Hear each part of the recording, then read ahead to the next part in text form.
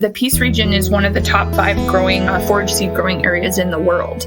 We actually produce quite a bit of forage seed production. Some of the major crops for us are fescues, fine fescue, timothy, wheat grasses, your bromes, and then, kind of going into some smaller crops. We're kind of split in that 96% of our total production is all grass seed production and about 4% is legume seed production. Knowledge for Resilience, a cross-commodity podcast brought to you jointly by the Peace River Forage Association, the Peace Region Forage Seed Association, the BC Grain Producers Association, and the Northern Cohort. Welcome to episode 14. I'm your host, Nadia Mori. Did you know that the Alberta and BC Peace region is one of the main forage and turf seed producing areas in the world?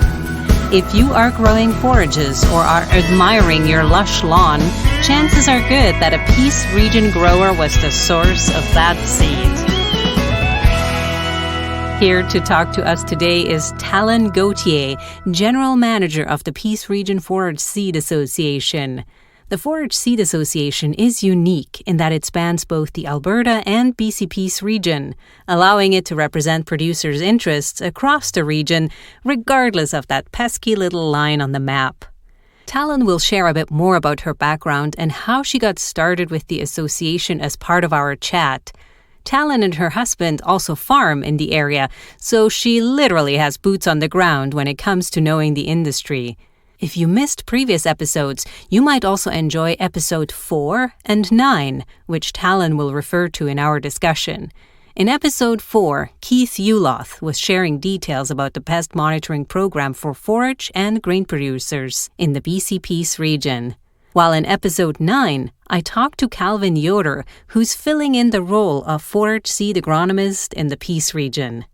In this episode, we also would like to give a shout out to the Fort St. John Seed Cleaning Co-op. They provide professional seed services to diverse industries in Western Canada. The co-op is locally owned and operated since 1978. They would be happy to help you out as no order is too big or too small. Without further ado, let's grow some seeds. Today, I'm excited to talk to Talon Gauthier with the Peace Region Forage Seed Association. Welcome to the podcast. Hi, thank you so much for having me. Maybe we can start with when you got started with the Forage Seed Association and what led you to be with them. That's happened so long ago now. I actually started with the Forage Seed Association as a summer student in 2010. So we're going on 12 years now. So I was hired. I had done lots of traveling, gone away to university, and my, now husband, who was my boyfriend at the time, said, you need to come back and work in the Peace and, for the summertime so we can see each other. I remember calling the Ministry of Agriculture's office and begging them to please help me find a job in agriculture, anything, I'll do anything. I got a phone call from Sandra Burton after that, who was then managing this association. And so she was looking for a summer student to help her. Basically, they had variety trials in Fort St. John, the BC Grain Producers site, that needed the summer student to basically weed them and help seed down and harvest and all that fun stuff. I started there, and then I kept coming back every summer because I enjoyed the work and the people. And then when I finished university, they kind of offered me a job. And I shortly, I think it was a year after I finished university, then they offered me the general manager position. So I've been doing that since about 2015 now. Time flies when you're having fun, right? Yeah, hard to believe it. It doesn't feel like that long ago, but I guess it has been quite a while.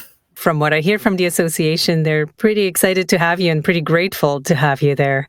It works really, really well with our lifestyle. Like my husband and I have a farm and we have cattle. And so the timing of it works really well because a lot of the work ends up being in the wintertime and then a little bit less in the summer. And they're a really great group to work for because they're quite flexible in terms of when and where I work. And as long as it gets done, and I can kind of pick my own times. So that's really great. Now let's switch it over to the Peace Region Forage Seed Association, which has been around for even longer than that. Yeah, they have. So they have been incorporated since 95. And so we're going on 27 years. So the unique thing about our association is we actually span both the Alberta and the BC Peace region. So we represent grass and legume seed growers across both provinces in their Peace region.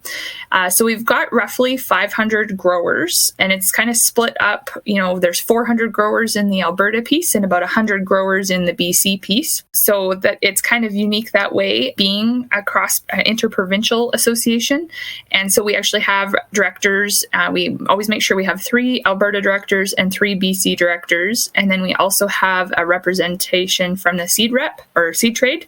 So we have a seed trade rep on our board, and they have voting power as well. And they kind of help keep us connected. The reason that is because our association is strictly a research and extension organization. So we don't get involved in very many political or marketing type things. And that was kind of set up many, many years ago. We had a levy set up. Kind of the deal that got made was that the seed trade would collect the levy for us and send it into our levy administrator. They would take care of all of that, and kind of with the caveat that we would stay out of marketing issues and things like that. But they agreed to be on our board and be a big part of the association so that everybody was connected. For folks who are not familiar with levies and what they are, would you be able to just expand how that works? Of course, yeah. So a levy it's a percentage or a dollar amount. It can be either. It's basically decided upon when the levy gets put into place. But basically, there has to be a vote by the membership for a levy to be implemented. It's government controlled. So all of the people that are a grower or a producer of forage seed had to vote as to whether or not they wanted a levy taken off. So when they sell their seed, whenever they sell it, then there's an amount, a dollar amount or a percentage amount taken off of that seed sale. And that money then goes into an account, which is not held by the association. It's actually separate from the association. So it's kind of a pool of money or a pot. And there's a separate one for Alberta and a separate one for BC because we had to have, again, government input in place on both sides. Then we apply to that levy. We apply to it after we set our budget and say, we're going to be using the funds for these research and extension projects. And that's the money that we also use as industry dollars to leverage government dollars for big projects and things like that we want to get going. So it is pretty cool that we can do that. And it is a refundable levy. So, anybody can ask for their money back if they wish, or they can keep a certain amount in if they want to continue to support research in our industry. Which is extremely key because, otherwise funding is always quite challenging. So good for the industry that they decided to help put that in place. Yeah, and it has been really great, especially because we are such a niche industry. So there isn't a lot of work done, by private companies and so on that would benefit our industry. So we end up having to do a lot of that work on our own so that we can be able to get herbicides even labeled for our crops, because a lot of companies don't do herbicide trials on forage seed crops to see whether or not they can be used or not. Which brings up another point, because usually an association isn't just put on for the fun of it. There's usually a reason, a need for it. So back in the 90s, I presume some of those reasons were that the forage seed industry is just that unique and a niche to its own, and the need kind of arose out of that. Would you say that's correct? Yeah. So actually, the Peace region is one of the top 5 growing forage seed growing areas in the world. We actually produce quite a bit of forage seed production. Some of the major crops for us are fescues, fine fescue. So, and that being creeping red fescue being the biggest one.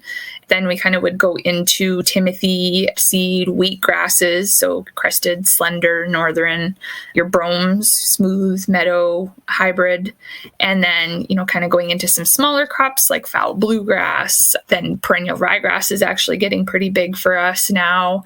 Lots of our stuff is grass seed production, but we do have legume seed production. So lots of clover. Used to be lots of red clover, but that's kind of going down. Lots of Alsite clover, which many people would find it funny that we actually grow that for seed because it grows everywhere already. Same with Timothy. I guess you could think, I find it amazing we grow it for seed. It seems like it grows everywhere. And then a bit of alfalfa. we're kind of split in that 96% of our total production is all grass seed production, and about 4% is legume seed production across both. And that's taking into account both sides of the province. And then within that huge chunk of grass seed, is a lot of that is going to turf seed? It is quite a majority of it. I don't actually know that percentage offhand, but being that 70% of the grass seed production is just fescue alone, which is a turf, and then the perennial ryegrass is pretty much all turf. And then if you're doing bluegrasses and things like that, those are all turf grasses. So a lot of our stuff is turf production. About 80% of the seed that we produce actually gets exported. The U.S. is our biggest one. Most of it goes down there to seed golf courses and lawns and things like that. And then China and Europe would be kind of the next big importers of Canadian forage seed. It's kind of funny to wrap your head around that some people in the States, probably have a nice, beautiful lawn and don't even know where the Peace region is. That's right. Yeah.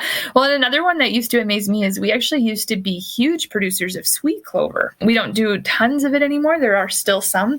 And I always thought, well, why would you grow sweet clover? It's not something but there's actually, I did a trip back to Manitoba, and guys love it because it establishes so quickly, and the cows love it. And so when they're, seeding down like a freshly worked field or something like that, and they want something that will establish really quickly and have a lot of volume, they use sweet clover, which I was amazed by. Now, you mentioned the association got going because of those special needs for the uniqueness of the industry. Let's maybe dive a bit deeper on those unique aspects, because you're not an annual crop and you're not a full-on perennial crop. You're a little bit in between. That's right. Yeah, it is it's a niche. And because it's a monoculture, we're growing just a single species, and it works really, really well in our region because of the soil that we have. So, we have more acidic soils in the Peace. Those crops really, like fescue and alside clover and all that, they do really, really well on our poor gray wooded soils. And so that's part of the reason why we've always been such a great, I guess, or one of the top 5 in the world. And plus a lot of the country, so like if you go up to Presbyterian and stuff like that, they can't, more and more and more their soils are getting, kind of expanding, but that land has all been recently cleared. And so for a long time, pretty much the only things that could be grown up there were fescue and oats, if they wanted to have kind of like a rotation in between. And I know that they're getting wheat and even some canola and peas and stuff like that up there now. But that was kind of, when the Peace was broke or whatever, the fescue or forage seed production was kind of what led that. And we kind of really still see it as a great opportunity. Lots of guys, like annual crop guys, like it because of its earlier harvest for them. So lots of guys will put in some forage seed just to help break up harvest. So if they've got lots of land that they're trying to get over, if you incorporate in some forage seed, then not only do you not have to be on those fields every year because you can get 2 or 3 crop years off of them, but it also, you're harvesting in like July or August and so this gives you something to get done before everything else gets ready. So spreading out workloads and things like that. We're really trying to show the benefits of incorporating a forage seed into a crop rotation. So, helping to break some disease cycles potentially. That's something that we actually do want to do some more work on, is to show the benefits of how, a forage seed crop could actually break down some diseases in your soils. And then obviously if you're having a perennial in, then you're not tilling as much, the world is really on this whole carbon sequestration and reducing greenhouse gas emissions and things like that. So forage seed we're also wanting to do a lot more work on, showing that our crops could do that for them. And I think prices are looking pretty good too, right? That's right. Prices are doing really, really well, especially because we've had some really terrible years. We've either been really flooded or really dry. I know last year, like the demand for forage seed was through the roof because we had the Peace is normally very wet and grow, we can produce quite a bit. And last year we were really, really hot right during pollination, which was terrible for us. It really impacted seed yields. And so I think that, and especially with the spring that we're having now, with it being really, really wet and guys not being able to get onto their crops to get a lot of annual stuff seeded, I think we're going to see some more forage seed go in this year. Would you say it's a fairly high threshold to get into that industry in terms of specialized equipment that you need and things like that? It can be. It's very easy. So depending on what markets you're getting into, if you're going fescues or timothy or perennial ryegrass or tall fescue, those are huge international markets, and we don't produce much of that in our region, especially when you're talking about perennial ryegrass and tall fescue. Those markets have tons of room for expansion. So if more people started growing those, then it's not going to flood the market. However, when you start to grow things like fallow bluegrass or crested wheatgrass or stuff like that, those markets are very, very small. And so it's very, very easy. Like if you grew 160 acres of it, you could easily flood, and if 5 people decided to do that at the same time, could very easily flood the market. So that was also a little bit of the seed trade's concern of why they wanted to, I guess they want to kind of control it because they don't want to see the market flooded. And they want to make sure that every year, if you're going to put that crop in because it's not cheap and you're going to have to wait a year before you can see a return on it, they want to make sure that you're going to get at least a good price for that. So it does require a bit of control on some of those things. Some things are way easier to grow than others. Timothy seed production is very, very easy. Fescue is even not that bad. But some things, like if you were to seed meadow brome grass, most people would tear their hair out because anybody who's tried to seed meadow brome grass just for a forage stand would know how hard it is to get that to flow through a drill or a broadcaster or anything. So some of it does require some pretty specialized, I guess, equipment modifications. A lot of the guys that grow forage seed use a lot of old equipment because a lot of the new stuff is not designed for forage seed. So you see a lot of old stuff being used, which is also, there's not as high of margins to be made on forage seed, I guess. That's also partly why there's older equipment being used because you can't afford to buy brand new equipment on it. But it does definitely require some special knowledge. And so that makes things really challenging because we definitely need new people to start growing it because we are seeing a decline in members and things like that. But there are many challenges on why people don't grow forage seed. Especially in BC, there is an establishment insurance on forage crops. So, if you have a crop failure, you can get crop insurance on that, but then there's no production insurance. Alberta is the opposite. They have no establishment insurance, but they have production insurance for some stuff. So trying, for new farmers or things like that, trying to get into it, if you have crop failures, there's not a lot of risk management tools to help get you through that, which makes it tough. Lots of things to consider. I guess that's why not everybody's growing forage seeds, but definitely it sounds like a market that still has lots of headroom. That's right. Yeah. So we're really trying to promote that. And we're working on both sides of the province, trying to figure out, okay, how do we get, say, better crop insurance options? What do we need to do as an industry to be able to provide you with the information you need to provide that for our growers? And, agri-stability is another one. There's not any coverage really for those crops. There is a bit if you're certified, but otherwise, no. Earlier, you also touched on, for example, herbicides not being registered for forage seed production, but that's where your work comes in to a degree, right? A little bit, yeah. My job is to kind of just oversee everything and make sure things run and, kind of deal with all of the really confusing, because we do span 2 provinces, there's a lot of confusion all the time, and there's different regulations in both provinces, and then we have research happening on both sides, and so that gets spread out. We work also very closely with the AFC Beaver Lodge Research Station, and they do a lot of work for us and have for many, many years. And so we basically my job is to just kind of try to keep all the pieces moving and make sure that everything that was supposed to happen does, or figure out an alternative plan if it doesn't. So I kind of take care of, I'm the one that works directly with our board of directors. I help them make sure we have up-to-date strategic plans because you need that when we've been really, really successful with securing federal funding for a lot of our work. So because we work with AFC, in order to do that, you have to be able to have a good bank balance, which is where the levy helps, and you have to have, up direction. So that's basically how I kind of come in, is I just make sure that we have everything we need to continue getting good funding and so we can continue to do work. And probably just constantly also having a voice out there, because it's so easy to forget about the forage seed industry, again, being a niche to its own, but super important also when we're looking at how it's among the top 5 producers in the world.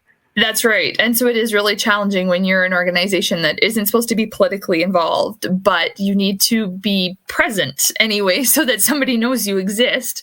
We used to have a national voice, but it's very, very hard to keep a national organization going.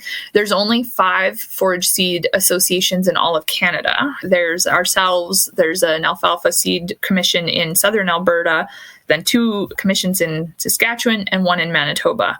So it was really difficult for us to kind of keep a national organization going. And we've been part of several other national organizations, and we continue to kind of be part of, I guess we're not politically active, but we do try to be part of a lot of things so that people know that we exist and that we need to have funding for our stuff. So another thing you mentioned was the carbon sequestration and how that's at the forefront of so many things right now. And again, forage seed is really special. Do you want to just expand on that?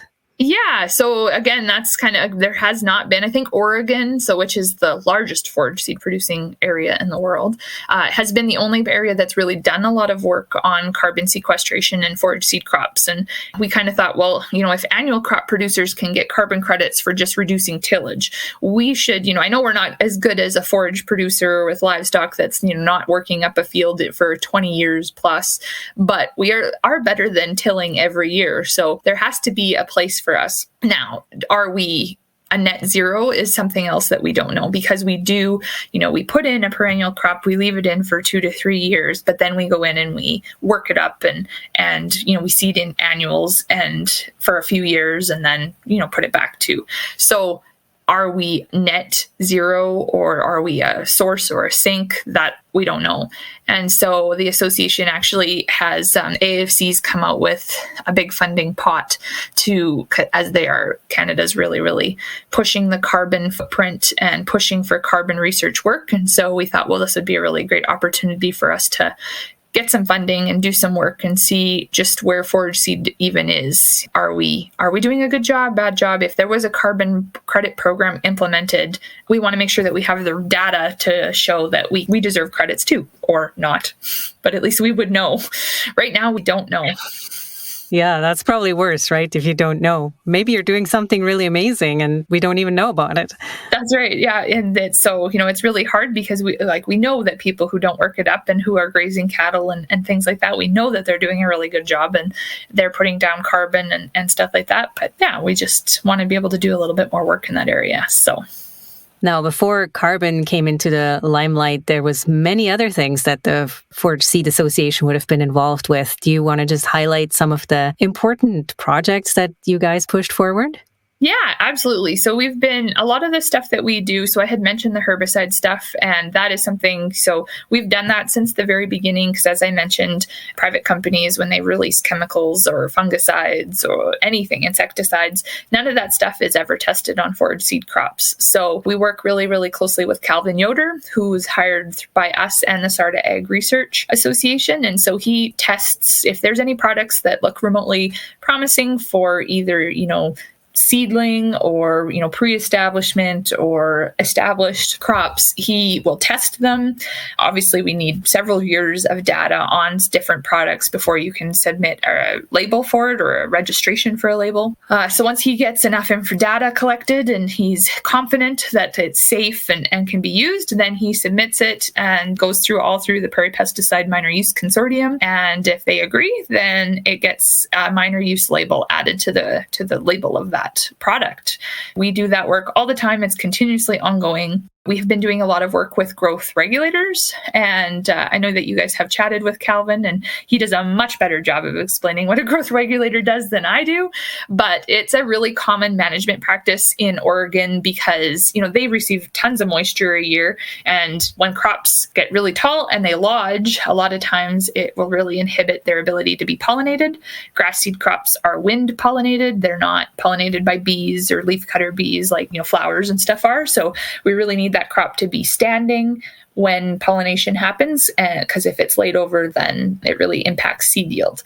We've been doing quite a bit of work on that. Growth regulators were just recently registered in Canada on wheat. And so now that it's registered on a major crop in Canada, we can now apply for a minor use registration for our crops.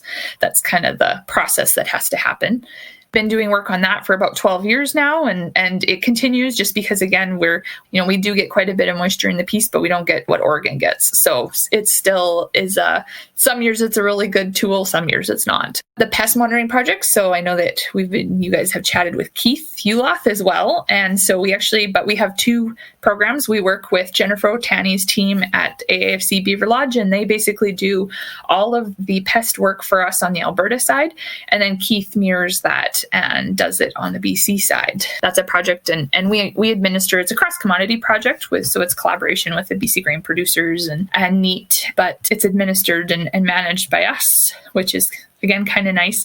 We're the niche crop, so it's always nice when you can manage some of the cross-commodity stuff because it just helps bring everybody together and stuff like that. We've worked really hard on a weather monitoring project. Again, Alberta has an amazing weather network that was set up provincially. There are weather stations all over the place, and it all feeds into a provincial network that's managed. I think it's called the Alberta Climate Information Service. But on the BC side, there was no network, nowhere that a farmer could go to get weather data, agriculturally relevant weather data.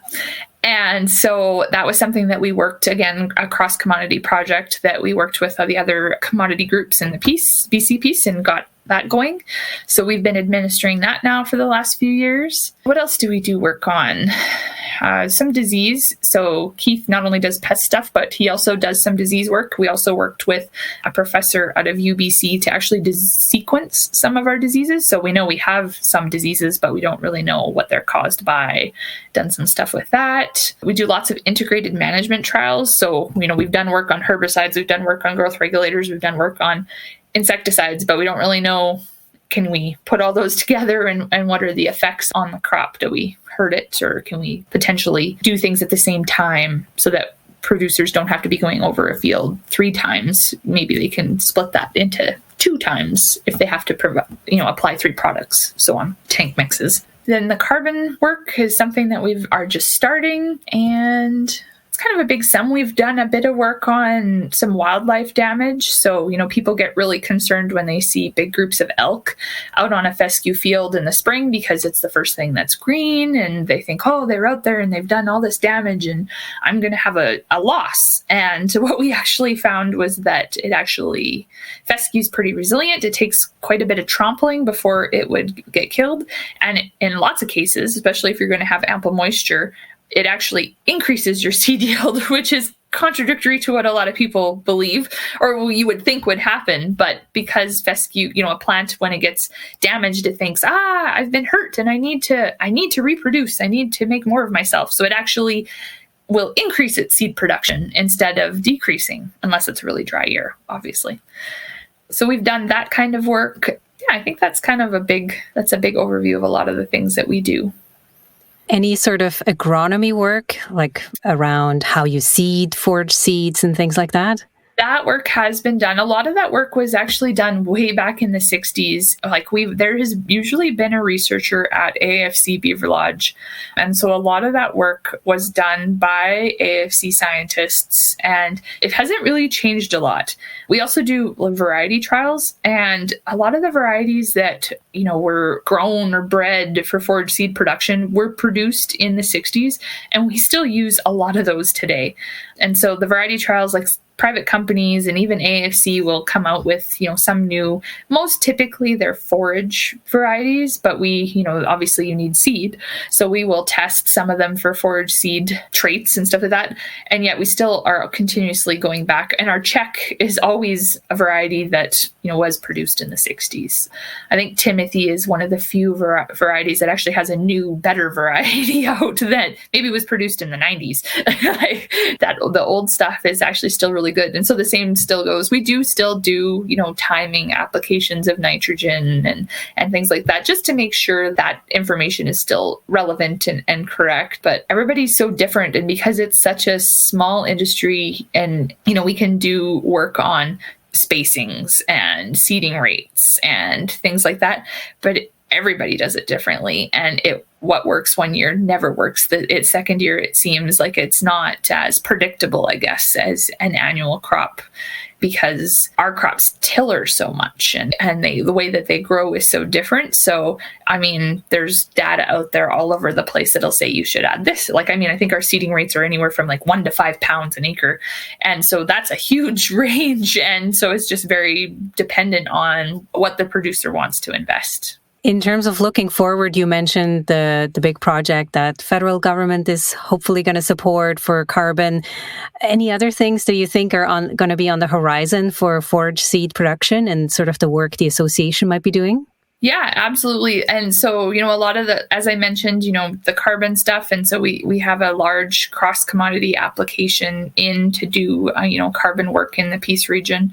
And so we would also, we are working pretty closely with AFC and the provinces to, kind of get some funding through the next round of CAP or the next policy framework, I guess is whether they word it.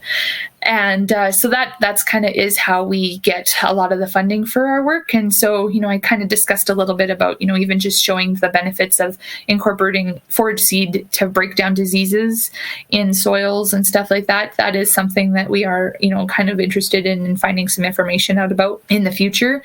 But a lot of our stuff really does, it seems like, and it's really hard to get funding for it, but a lot of it is just continuing to do the pest monitoring, the variety trial work, and things like that, more with growth regulators. Those are things that I know that they sound redundant, but I mean, we have new pests that are coming out all the time. Just dealt with the red clover case bearer, which basically decimated our red clover industry in the Peace. Now we've got clover weevils coming in, which don't discriminate between alsike or red clover. So, is that going to be the thing that's going to decimate the alsike clover industry? It's already quite small. It's only about 2% of the entire levy. What's going to happen with that? Perennial ryegrass is a new crop for us. Not new, but the acres have gone up dramatically in the last 2 years, but we don't know if there are pests and diseases that affect that could be an issue.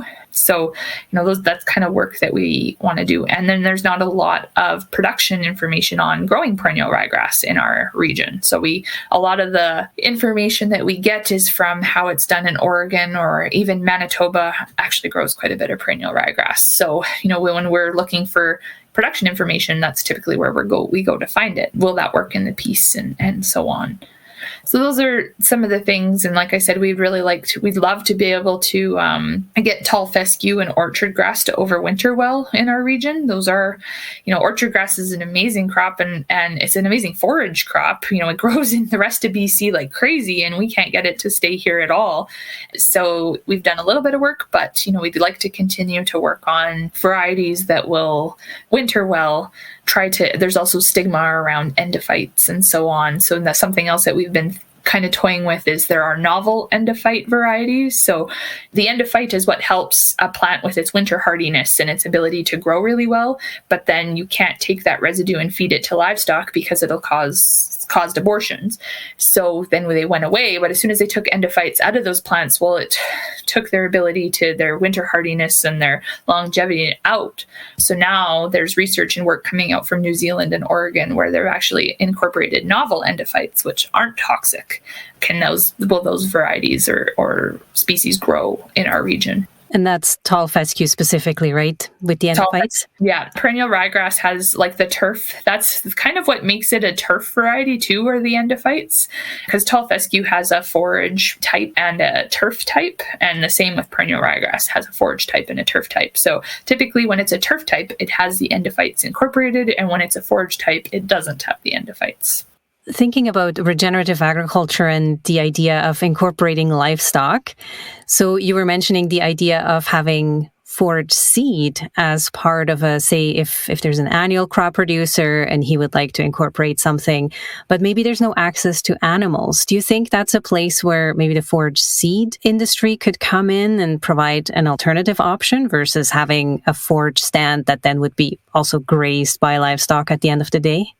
I find that a lot of our guys, and I think maybe the reason why the industry has changed so much is that in the past, guys used to have livestock, you used to have some grain, you used to have a little bit of everything. And that's what, but now as agriculture evolves. We've gone to very, I don't want to say monoculture, but like single enterprise, I guess, type farming.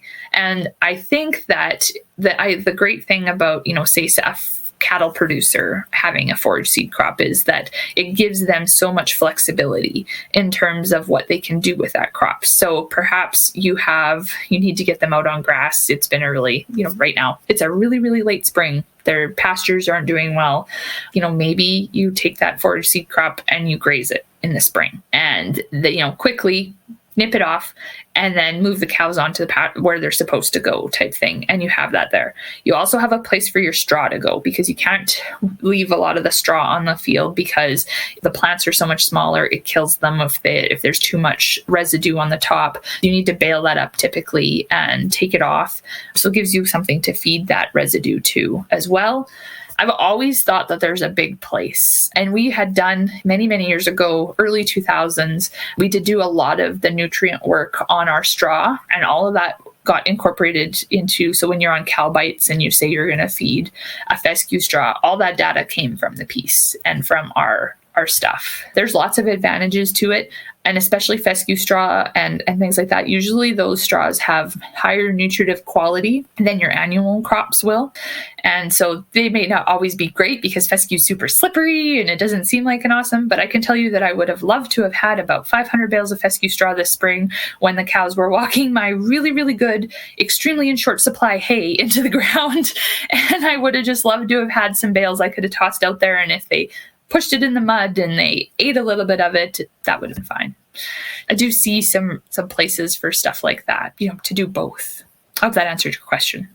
Yeah, I was also curious if there's an annual producer who would like to incorporate it, right? Because you're still going to achieve different rooting traits and all that good stuff that can help with soil health.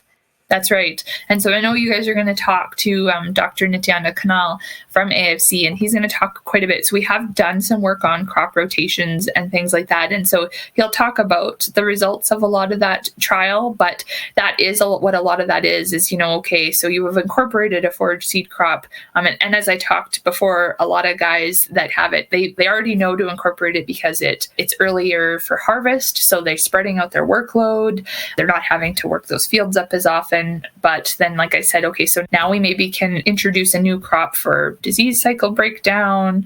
Maybe it's a really wet field that you can't get onto all the time. So you want to have something on there that will be growing right away in the spring instead of having to wait until it's dry to seed it type idea. Yeah, I think for either way that you go, I think that there's lots of opportunity within the forage seed industry. I love how you put a little cliffhanger for another episode that's to come and people to stay tuned for that. That's right.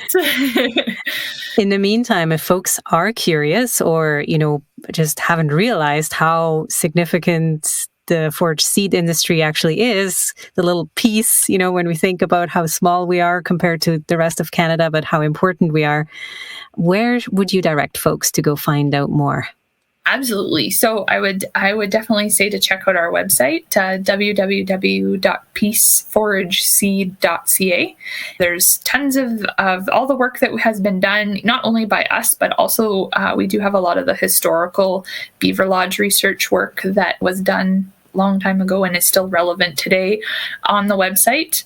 And you can always reach out. There's contact information on there for myself, for Calvin, who, basically we don't really have an agronomist per se for forage seed production, but Calvin is really that person. He's been in the industry. He was the forage seed specialist with Alberta Agriculture for many, many years. And when they did their big shuffle around and got rid of all their specialists, Calvin was kind of left sitting, and we made sure that he didn't sit for very long, so that because there's not a lot of people that know very much about how to grow it and what to do. So you'll be able to find the contact information for both of us on there. So if there's ever any questions or concerns, then you can reach out.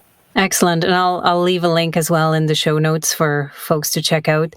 And it sounds like that would be another area where we could do with some youth recruitment, is having specialists and agronomists and folks who know how to do these niche production things of forage seed.